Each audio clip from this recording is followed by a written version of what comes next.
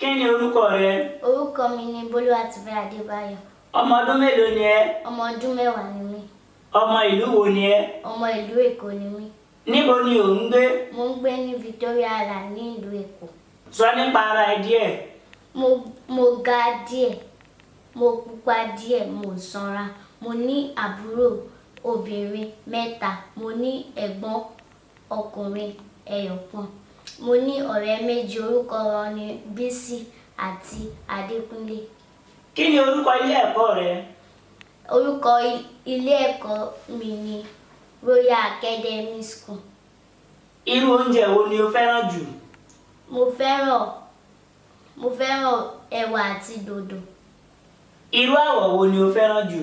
Mo fẹ́ràn àwọ̀ dúdú àti àwọ̀ ewé. Ọjọ́ wo ni ọjọ́ ìbí rẹ? Ọjọ́ ìbí mi ni ọjọ́ 3 oṣù kẹfà.